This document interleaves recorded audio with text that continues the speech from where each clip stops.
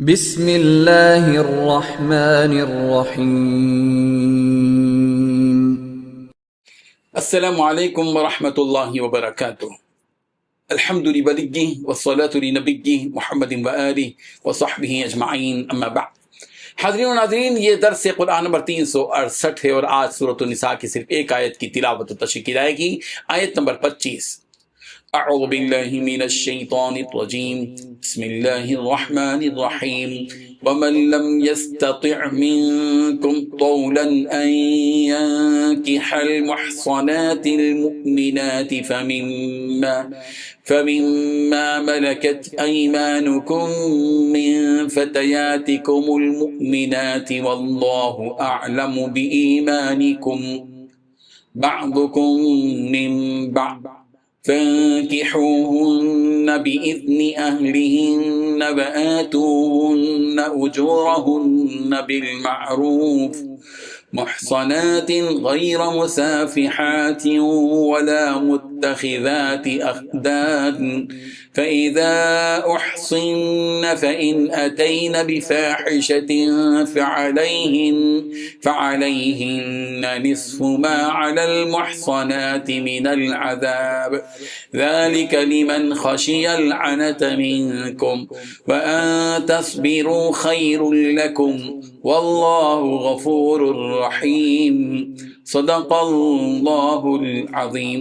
لفظی ترجمہ یوں ہیں، وَمَن لَّمْ يَسْتَطِعْ مِنكُمْ، اور جو شخص استطاعت نہ رکھے تم میں سے، طولاً طاقت، ان ينكح کہ نکاح کرے، المحصنات المؤمنات آزاد مومن عورتوں سے، فَمِمَّا مَلَكَتْ أَيْمَانُكُمْ تو نکاح کر لے اس سے جن کے مالک ہوئے دائیں ہاتھ تمہارے، من فتیاتکم المؤمنات تمہاری مومن لونڈیوں سے، واللہ اعلم بایمانکم اور اللہ خوب جانتا ہے تمہارے ایمان کو، بعضکم من بعض تم ایک تمہارا دوسرے سے ہیں، فانکحوہن چنانچہ تم ان سے نکاح کر لو، باذن اہلہن ان کے مالکوں کی اجازت سے، وآتوہن اور تم دو انہیں، اجورہن ان کے مہر، بالمعروف دستور کے موافق، محصنات جبکہ وہ نکاح میں لائی گئی ہوں، غیر مسافحات اس حال میں کہ نہ ہوں بدکاری کرنے والیاں، ولا متخذات اخدان اور نہ بنانے والیاں ہوں چھپے یار، فَإِذَا أُحْصِنَّ پھر جب وہ نکاح میں لائی جا چکیں، فَإِن پھر اگر اتینا وہ کریں بفاحشۃ بے حیائی کا کوئی کام، فعلیہن تو ان پر ہے، نصف ما علی المحصنات آدھی اس سے جو آزاد عورتوں پر ہے، من العذاب سزا سے، ذالک یہ اجازت لمن اس کے لیے جو خشیہ ڈرے، العنت گناہ میں پڑنے سے، منکم تم میں سے، وان تصبروا اور یہ کہ صبر کرو، خیر لکم بہتر ہے تمہارے لیے، واللہ غفور الرحیم اور اللہ بہت بخشنے والا نہایت رحم کرنے والا ہے۔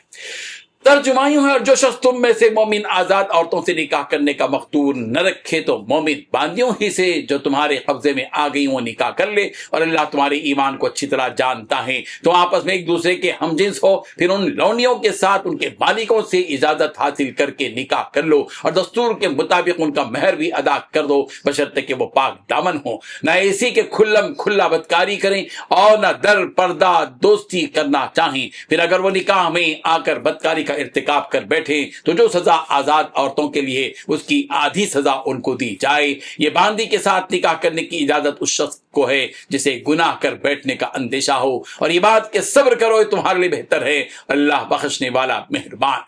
اس آیت میں 9 باتیں بتلائی گئی ہیں۔ پہلی بات، آزاد عورتوں سے نکاح کی اگر تم میں استطاعت نہ ہو تو مسلمان باندیوں سے نکاح کر سکتے ہو جو تمہاری ملکیت میں ہوں۔ دوسری بات، اللہ تعالیٰ کو تمہارے ایمان کی پوری حالت کا خوب علم ہے۔ تیسری بات، تم سب آپس میں ایک جیسے ہو۔ چوتھی بات، باندیوں سے ان کے مالکوں کی اجازت سے نکاح کر لو۔ پانچویں بات، قاعدے کے مطابق ان کے مہر بھی ادا کر دو، بشرطے کہ ان سے نکاح کا رشتہ قائم کر کے انہیں پاک دامن بنایا جائے، نہ وہ صرف شہوت پوری کرنے کے لیے کوئی ناجائز کام کریں اور نہ خفیہ طور پر ناجائز آشنائیاں پیدا کریں۔ چھٹویں بات، اگر نکاح کے بعد باندیاں کسی بڑی بے حیائی کا ارتکاب کرے تو ان باندیوں کو غیر شادی شدہ آزاد عورتوں کے لیے جو سزا مقرر ہے اس کی آدھی سزا ان پر واجب ہوگی۔ ساتویں بات، ان باندیوں سے نکاح کرنا تم میں سے ان لوگوں کے لیے ہے جن پر نکاح نہ کرنے کی صورت میں گناہ میں مبتلا ہو جانے کا اندیشہ ہو۔ آٹھویں بات، اگر تم صبر ہی کر لو تو یہ تمہارے لیے بہتر ہے۔ نویں بات، اللہ بہت بخشنے والا بڑا مہربان ہے۔ بزرگان محترم، اس آیت کے آغاز میں جو بات کہی گئی کہ اگر تمہارے اندر آزاد عورتوں سے نکاح کرنے کی طاقت استطاعت نہ ہو تو ان مسلمان باندیوں سے نکاح کر سکتے ہو جو تمہاری ملکیت میں ہیں، یعنی جس کے پاس اس قدر سامان اور طاقت نہیں ہے کہ وہ آزاد عورت سے نکاح کر سکے تو وہ مومن باندیوں سے نکاح کر سکتا ہے۔ اس سے یہ معلوم ہوا کہ جہاں تک ممکن ہو آزاد عورت سے ہی نکاح کرنا چاہیے، اور اگر باندی سے نکاح کرنا ہی پڑ جائے تو مومن باندی تلاش کرے۔ امام ابو حنیفہ رحمۃ اللہ علیہ کا مسلک یہ ہے کہ آزاد عورت سے نکاح کی طاقت ہونے کے باوجود باندی سے نکاح کر لینا مکروہ ہے۔ امام شافعی رحمۃ اللہ علیہ اور دوسرے ائمہ کے نزدیک آزاد عورت سے نکاح کی قدرت ہوتے ہوئے باندی سے نکاح کرنا حرام۔ اس کی وجہ یہ ہے کہ باندی سے جو اولاد پیدا ہوگی وہ باندی کے مالک کے غلام ہوگی، اور اگر کافر باندی سے اولاد ہوگی تو اندیشہ یہی ہے کہ وہ باندی کا دین اختیار کرے گی، اس لیے مومن باندی سے ہی نکاح کا حکم دیا گیا۔ اس کے بعد اس بات کی بھی وضاحت کر دی گئی ہے کہ اللہ تبارک و تعالیٰ تمہارے ایمان سے پوری طرح باخبر ہے، اور اصل تو ایمان ہی ہے جو فضیلت کا باعث ہے۔ بعضکم من بعض، تم سب ایک جیسے ہی ہو، غلام ہو یا آزاد سب ایک ہی جنس کی ہو۔ بعض مرتبہ غلام اور باندی ایمانی مرتبے میں آزاد مرد اور عورت سے بڑے ہوئے ہوتے، اس لیے مومن باندی سے نکاح کرنے کو قابل نفرت بھی نہ جانیں بلکہ ان کے ایمان کی قدر کریں۔ یہاں ایک اور بات کی وضاحت بھی ضروری ہے کہ باندیوں سے جب نکاح کیا جائے تو ان کے مالکوں سے اجازت لے کر نکاح کرنا چاہیے۔ اگر مالک اجازت نہ دے تو اس باندی سے نکاح صحیح نہیں ہوگا، اس سے کہ باندی کو خود اپنے نفس کا اختیار نہیں ہے۔ اور ساتھ ہی یہ بات بھی بتا دی گئی کہ باندی سے بھی اگر تم نکاح کرو تو ان کا مہر بھی خوبی سے ادا کر دو، یہ نہ سمجھو کہ باندی ہے اس کا کیا مہر دیں۔ اس آیت میں ان باندیوں سے نکاح کی اجازت دی گئی جو باپاک دامن ہے۔ ایسی باندیاں جو علانیہ زنا کرتی ہیں یا خفیہ طریقے سے آشنائی رکھتی ہیں ان سے نکاح مت کرو۔ آخر میں یہ بات بھی بتا دی گئی کہ اگر باندیاں زنا کر بیٹھیں تو انہیں آزاد عورت کے مقابلے میں آدھی سزا دی جائے گی۔ رب ذوالجلال ان آیات کو سمجھنے کی توفیق عطا فرمائے۔ آمین وآخر دعوانا ان الحمدللہ رب العالمین۔